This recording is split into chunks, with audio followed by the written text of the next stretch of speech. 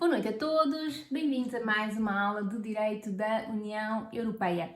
Vamos continuar então no nosso quarto capítulo, no âmbito dos Objetivos da União Europeia, e dentro do nosso quarto capítulo estávamos a analisar as liberdades dos fatores produtivos. No âmbito da liberdade dos fatores produtivos, liberdade de circulação de mercadorias, liberdade de circulação de trabalhadores e de cidadãos da União, liberdade de circulação de capitais e liberdade de estabelecimento e de prestação de serviços. São estas as 4 liberdades que nós temos.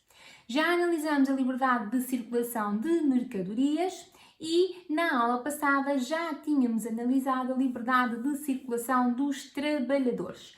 Isto porque, no que diz respeito às pessoas e à liberdade de circulação das pessoas, nós conseguimos dividir dentro desta liberdade em liberdade de circulação de trabalhadores, que analisamos na aula passada, e a liberdade de circulação dos cidadãos da União Europeia, ou seja, aquelas pessoas que não são trabalhadores, nem pretendem trabalhar em nenhum país da União Europeia, mas que vão ter essa liberdade de circulação.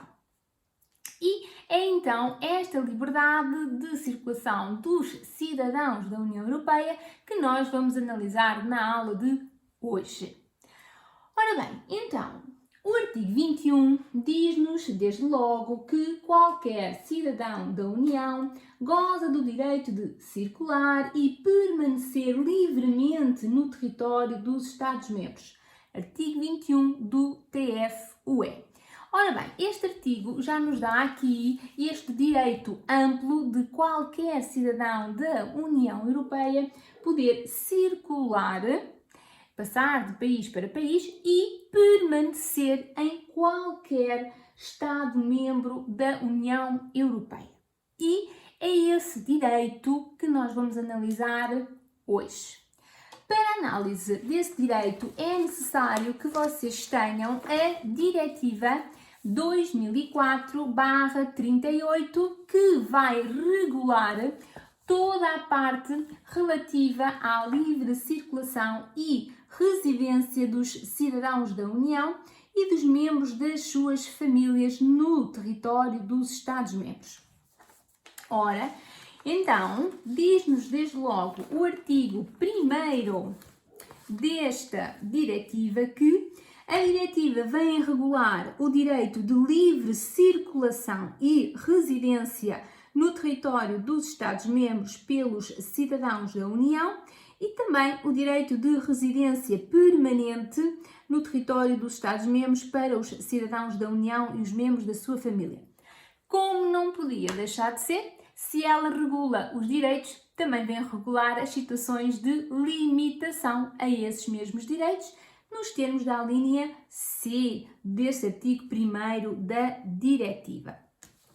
Ora bem, a nossa diretiva vem dividida em 2 aspectos principais e também esta liberdade de circulação tem que ser vista dividida em 2 aspectos. Primeiro, há a liberdade de circulação, a liberdade de eu poder entrar e sair de qualquer Estado-membro, e depois temos a liberdade ou o direito de eu poder residir em qualquer Estado-membro da União Europeia.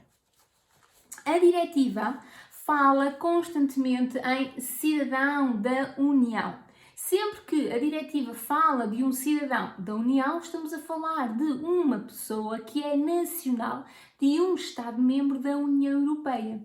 E é para estes que esta liberdade de circulação existe, ou seja, esta liberdade é, acima de tudo, para as pessoas que são já cidadãos de um Estado-membro e, por conseguinte, vão ser então cidadãos da União Europeia. E entre estes 27 países há esta liberdade de circulação, de entrar e de sair, e há também a liberdade de eu poder residir em qualquer um destes Estados-membros.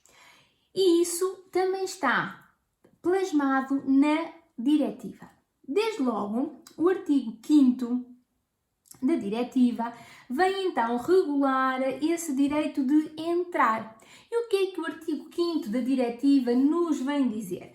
Vem-nos dizer que qualquer cidadão da União Europeia que queira entrar ou sair de outro país da União Europeia pode fazê-lo livremente, tendo apenas de se acompanhar do seu documento de identificação ou do seu passaporte. E que, em caso algum, pode ser exigido um visto para essa mesma pessoa. Ou seja, nós podemos circular livremente, nós podemos entrar e sair apenas com o nosso documento de identificação e não pode ser exigido a nenhum cidadão da União Europeia um visto, ou seja, uma espécie de autorização para podermos entrar em qualquer um destes países da União Europeia. Esta liberdade, para além de consistir na ausência de barreiras físicas, de fronteiras físicas e de controlo, consiste também na inexistência de vistos.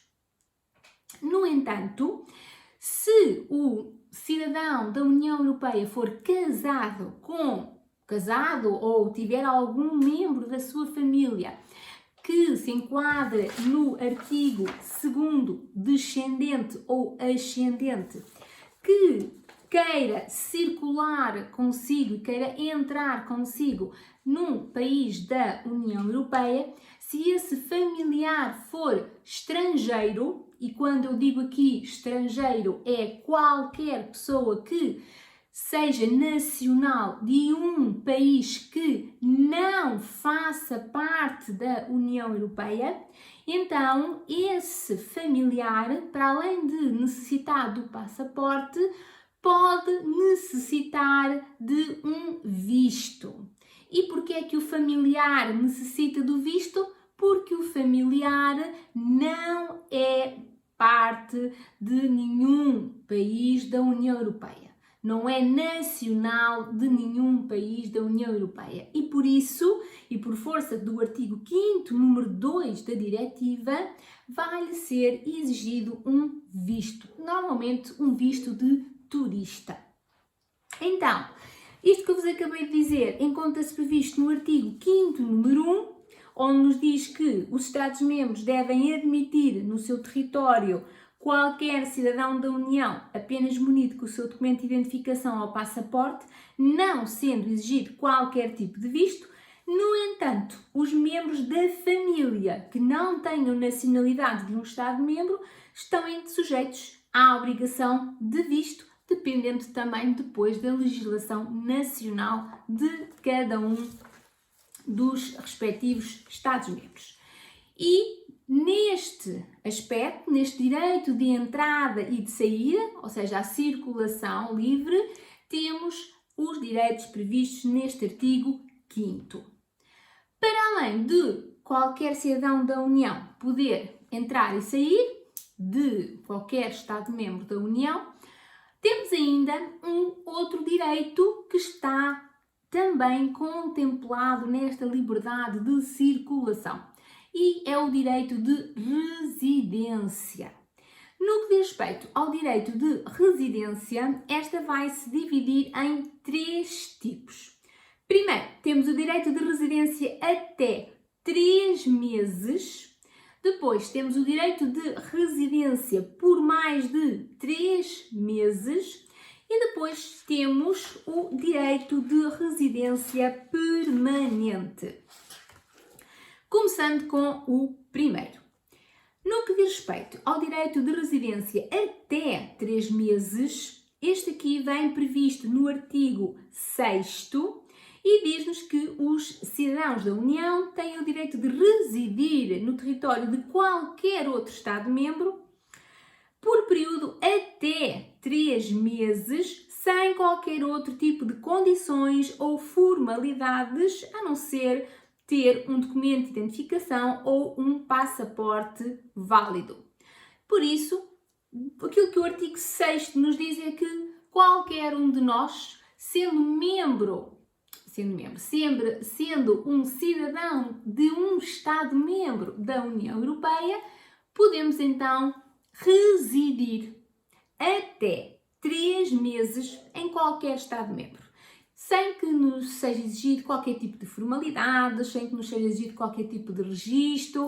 Estamos aqui 2 meses em França, a seguir vamos mais 2 meses, vamos para a Itália, depois vamos mais 2 meses para a Alemanha e assim andamos e podemos perfeitamente residir até 3 meses em qualquer Estado-membro sem que nos seja exigido algum tipo de formalidade extra para o efeito.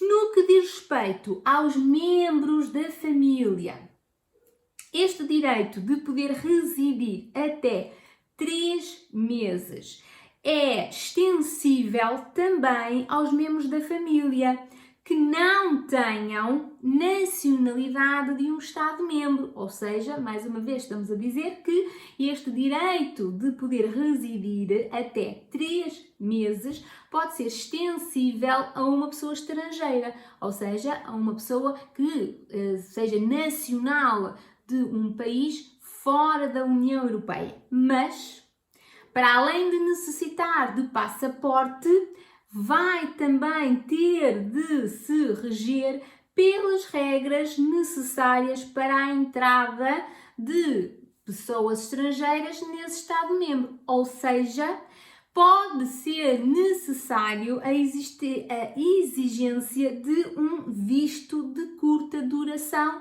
para poder então residir naquele país até a esse período de 3 meses.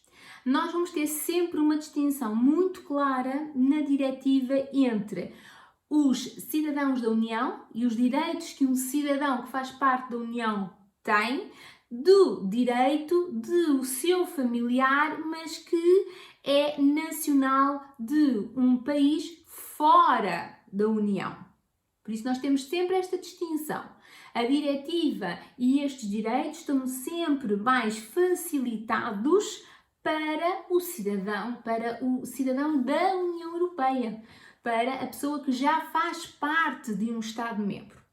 Se tem um familiar, um filho, se tem uma esposa que não faz parte de nenhum Estado-membro da União Europeia, então ainda assim pode ser exigido a necessidade de um visto.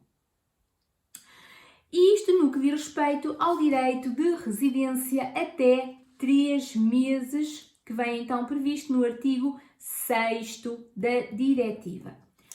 Depois do direito de residência até 3 meses, temos o direito de residência por mais de 3 meses, previsto no artigo 7º. Ora, eu até 3 meses, como eu vos disse, não sou tida nem achada, posso perfeitamente estar lá que ninguém me vai dizer nada, mas se eu pretender residir por mais de 3 meses, posso fazê-lo também, tenho esse direito. No entanto, nos termos do artigo 7º, qualquer cidadão tem o direito de residir no território de outro Estado-membro por período superior a 3 meses, desde que. Então aqui eu já vou ter condicionalismos, coisa que eu não tinha na situação anterior. Então, para residências superiores a 3 meses, eu já vou ter uma condição. Que condição é essa? Diz então o artigo 7º. Pode qualquer cidadão da União residir no outro Estado-membro por período superior a 3 meses, desde que, primeiro aspecto, exerça uma atividade assalariada ou não assalariada no Estado-membro de acolhimento, ou seja, trabalhe ou por conta própria ou por conta de outrem, assalariada ou não assalariada, é isso que significa, ou seja, tenha um meio de subsistência. Segunda situação, ou segunda hipótese, não trabalha, mas dispõe de recursos suficientes para si próprio e para os membros da sua família, a fim de não se tornar uma sobrecarga para o regime de segurança social do Estado de acolhimento. E ainda tem que ter uma cobertura extensa do seguro de doença que abranja o Estado-membro de acolhimento.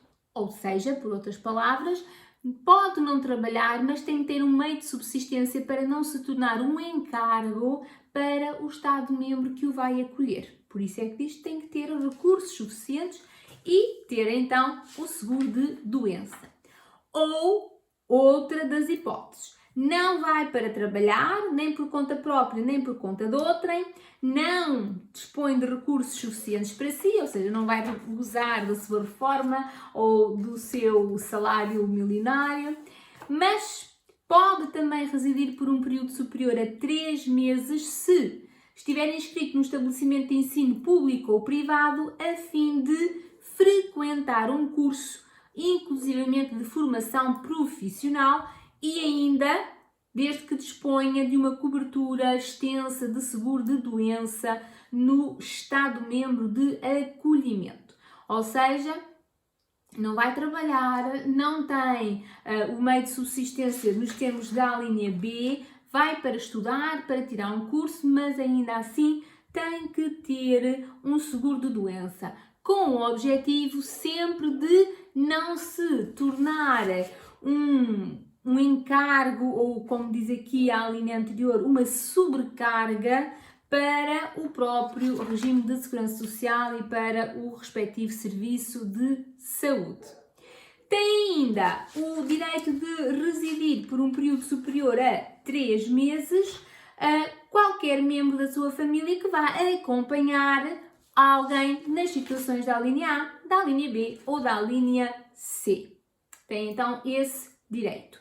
No entanto, salvaguardo sempre que, se estivermos a falar de uma família que seja composta por outras pessoas que não sejam cidadãos da União Europeia, tem que verificar sempre a necessidade de existência ou não de vistos.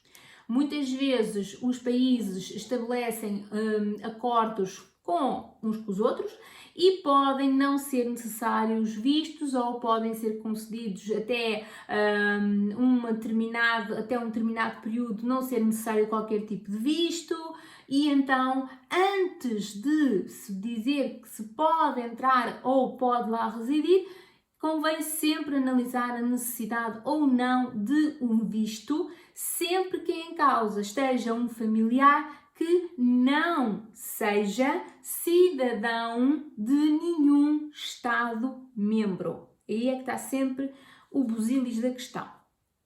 Assim sendo, no que diz respeito ao direito de residência superior a 3 meses, temos estas circunstâncias em que há e que se pode exercer esse mesmo direito, ou seja, vamos ter aqui já um condicionalismo, a necessidade de preencher alguma destas alíneas e ainda vai ser necessário mais alguma coisa. Vai ser necessário efetuar um registro nos termos do artigo 8º. Para períodos de residência superiores a 3 meses, os Estados-membros podem exigir que os cidadãos da União Europeia se registrem junto das autoridades competentes. Diz ainda que o prazo para esse registro não pode ser inferior a 3 meses, logicamente, porque antes de 3 meses não é exigido qualquer tipo de registro, ou seja, apenas podem exigir a necessidade de um registro quando o período de residência ultrapassa os 3 meses. É imediatamente emitido um certificado de registro com o nome, endereço da pessoa registada e a data do registro. Cá em Portugal, esse registro é feito na Câmara Municipal da área de residência que vai ser fixada. Ou seja, eu na prática vou dizer à Câmara Municipal que estou cá a residir, onde é que eu estou cá a residir e, inclusivamente, vai-me ser dado um comprovativo em como eu fiz essa declaração. O objetivo também é que haja algum tipo de controlo e haja algum tipo de noção de quem é que cada país tem a residir dentro do seu território. E por isso é que, no caso do direito de residência superior a 3 meses, necessitar do preenchimento destas condições do artigo 7º, necessita ainda do registro do artigo 8º. Ora, para além de eu poder residir até 3 meses, sem qualquer tipo de problema, sem ser questionado nada, posso residir então por um período superior a 3 meses e posso ainda ter o direito de residência permanente. O direito de residência permanente que se encontra previsto no artigo 16. O que é que nos diz o artigo 16? Número 1 e número 2. Diz então que os cidadãos da União que tenham residido legalmente por um período de 5 anos consecutivos no território do Estado-membro têm direito de residência permanente no mesmo, claro, desde que solicitem essa residência permanente. Igualmente, o número 1 também se aplica aos membros da família que não tenham nacionalidade de um Estado-membro e que tenham residido com o cidadão da União também durante esses 5 anos consecutivos legalmente. Ora, então nós temos aqui uma exigência. É que ao fim destes 5 anos eu posso então pedir esse direito de residência permanente.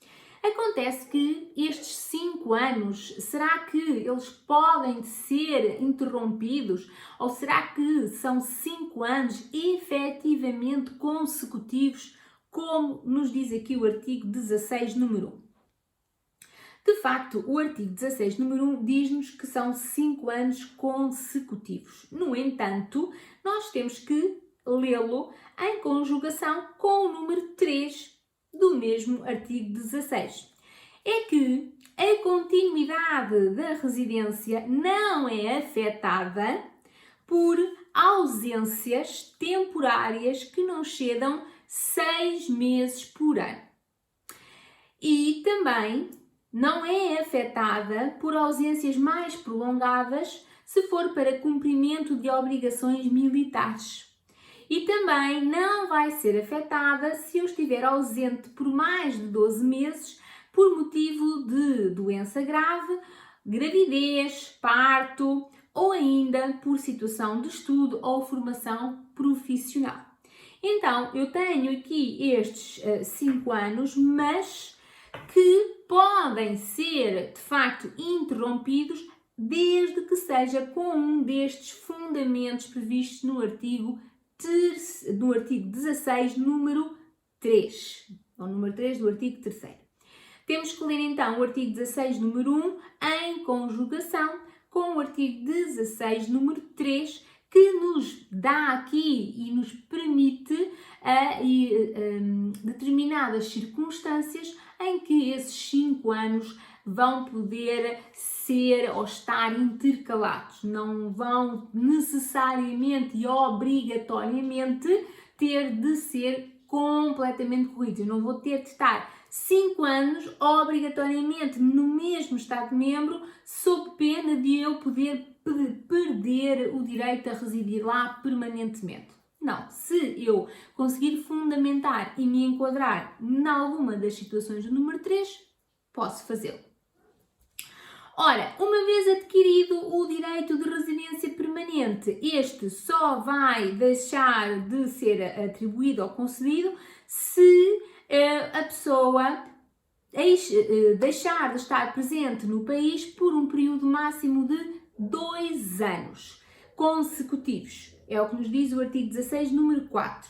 Uma vez adquirido o direito de residência permanente, só se perde devido à ausência do Estado-membro de acolhimento por um período que exceda os 2 anos.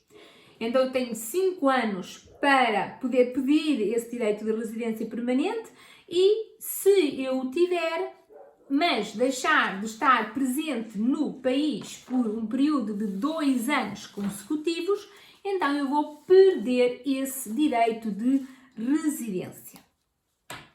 A partir do momento que se pede o direito de residência permanente, nos termos do artigo 19 e nos termos do artigo 20, vai ser emitido um cartão de residência permanente. O 19 aplica-se para os cidadãos da União e diz-nos que os Estados-membros que emitam aos cidadãos da União um cartão de direito de residência permanente, estes vão então receber um documento que certifica essa residência permanente. Mas não vai ter aqui mais nenhum condicionalismo, nem vai ter prazo. Porque se nós olharmos para o artigo 20 já nos diz que os Estados-membros que emitam um cartão de residência permanente para membros da família que não sejam nacionais de um Estado-membro, ou seja, estamos a falar de pessoas estrangeiras, esse cartão de residência vai ser emitido renovável automaticamente de 10 em 10 anos. Então aqui nós já vamos ter um prazo que está a ser fixado. Ele vai ser atribuído pelo prazo de 10 anos e esse prazo depois pode ser renovável por outros 10 anos. Isto, o artigo 20, aplica-se no caso de um membro da família não ser nacional de um Estado-membro e, por isso, para beneficiar desse direito de residência, vai ter de verificar os requisitos e é-lhe concedido com este prazo. E conseguem perceber que no artigo 19 não há nenhum prazo fixado, porque é para o cidadão da União, e temos prazo fixado para o familiar que seja estrangeiro, ou seja, que não seja nacional de nenhum Estado-membro. A partir do momento que existe o direito de residência, decorre do artigo 24 a necessidade de igualdade no tratamento. Igualdade no tratamento, nos termos do artigo 24, número 1, que nos diz que todos os cidadãos da União que no presente e nos termos da presente diretiva residam no território de um Estado-membro de acolhimento beneficiam de igualdade de tratamento em relação aos nacionais desse Estado-membro. Ok. Então, teoricamente, a partir do momento que eu estou a residir num outro Estado-membro, seja essa residência até 3 meses, superior a 3 meses ou uma residência permanente, eu vou ter um direito de igualdade no tratamento no que diz respeito às relações com esse Estado-membro e comparado com os respectivos nacionais.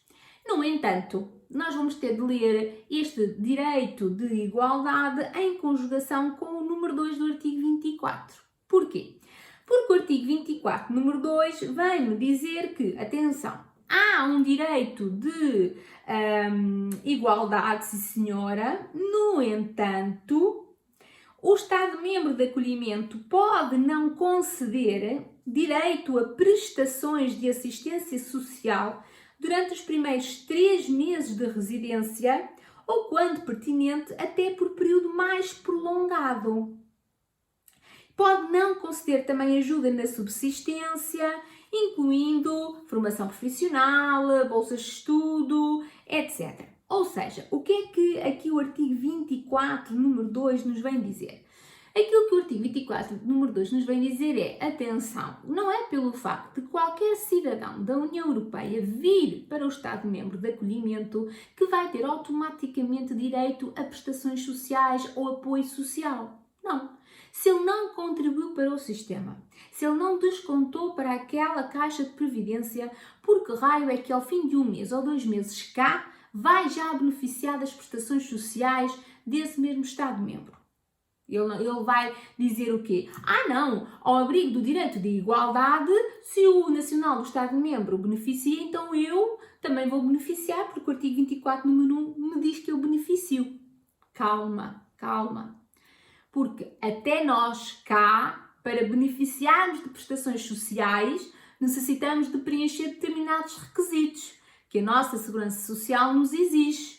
Por isso, há sim um direito teórico de igualdade entre o cidadão que está cá a residir, o cidadão da União Europeia que está cá a residir e o nacional, mas temos que atender que no que diz respeito a prestações sociais, no que diz respeito a algum tipo de formação profissional, etc., pode ser necessário a verificação de determinados requisitos para se poder beneficiar do sistema. Eu não posso querer beneficiar do sistema se eu não contribuí para esse sistema, se eu não descontei para esse sistema, ok? Ora bem, então nós temos o nosso direito de residência permanente também visto.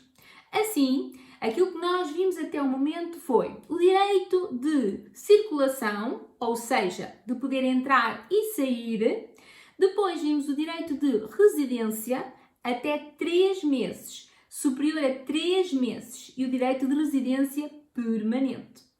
E agora, será que estas liberdades e estes direitos existem sem qualquer tipo de restrição? Claro que não. Como sabemos, e como já vimos e vamos continuar a ver, todas as liberdades vão poder ser limitadas, desde que haja um fundamento para isso. E neste caso, os fundamentos para se poder limitar a liberdade de circulação dos cidadãos da União Europeia são as mesmas que vimos para a limitação à liberdade de circulação dos trabalhadores relativamente à primeira exceção. Ou seja, nós podemos limitar a liberdade de circulação dos cidadãos se tivermos motivos de ordem pública, segurança pública e saúde pública, nos termos do artigo 27. Os Estados-membros podem restringir a livre circulação e a residência dos cidadãos da União, dos membros das suas famílias, independentemente da nacionalidade, por razões de ordem pública, segurança pública e saúde pública. Diz-nos também o artigo 27, número 2, no primeiro e no segundo parágrafo, que qualquer medida que pretenda limitar a entrada ou a residência num Estado-membro por motivo de ordem pública ou de segurança pública tem que ter em causa o comportamento em específico da pessoa que se pretende limitar a entrada ou a residência. Tem que se atender se aquela pessoa constitui uma ameaça real, atual e suficientemente grave que seja um fundamento para impedir que ela entre naquele país ou que fique a residir naquele país. Tal e qual como vimos para o trabalhador na aula passada. No que diz respeito à saúde pública, artigo 29. As doenças suscetíveis de justificar medidas restritivas de livre circulação são as doenças com potencial epidémico, que são assim consideradas pela Organização Mundial de Saúde, exemplo, o Covid-19. O Covid-19 atualmente é um dos principais motivos que podem limitar a liberdade de circulação e de residência. Porquê? Porque os países podem não aceitar a entrada de cidadãos de outro Estado-membro que podem ter uma situação epidemiológica muito mais avançada, por exemplo. Por isso é que houve uma altura, mais uma fase inicial, em que não se aceitavam os voos vindos da China ou, posteriormente, os voos vindos de Itália. Ou seja, ao não permitir a entrada dessas pessoas, nós estávamos a limitar a liberdade de circulação com fundamento no artigo 29. E mais, pode inclusivamente ser sujeito a testes a partir do momento que se entra, no prazo de 3 meses, nos termos do artigo 29, número 3, podem-se sujeitar esses cidadãos de outros Estados-membros que entram num país de acolhimento a testes médicos para se certificar que eles não têm nenhum tipo de doença mencionada neste número 1, ou seja, doença que seja contagiosa, infecciosa ou que seja considerada uma doença epidémica pela Organização Mundial de Saúde. Ou seja, todos os condicionalismos e todas as limitações que nós vimos na aula passada para a liberdade de circulação dos trabalhadores, relativamente e especificamente mencionadas na primeira exceção, valem também para a liberdade de circulação das pessoas. Eu digo na primeira exceção porque a liberdade de circulação dos trabalhadores tinha duas grandes exceções, uma prevista no 43, número 5, se não me engano, deixem-me só aqui confirmar. Não, uma prevista no 45, número 3, e outra prevista no 45, número 4, e nós, para os trabalhadores, tínhamos essas duas grandes exceções. Para os cidadãos em geral, apenas temos a exceção da ordem pública, segurança pública e saúde pública. Pronto, relativamente então à nossa liberdade de circulação de pessoas, cidadãos da União Europeia, é isto. Não esquecer que vimos na aula passada a liberdade de circulação dos trabalhadores e hoje vimos então a liberdade de circulação de cidadãos da União Europeia. A seguir temos as questões de resposta rápida no Moodle para vocês fazerem. São questões muito rápidas. Alguma dúvida que tenham, mandem e-mail ou coloquem no fórum das dúvidas. Na próxima aula continuaremos com os restantes fatores produtivos e as respectivas liberdades. Bom fim de semana!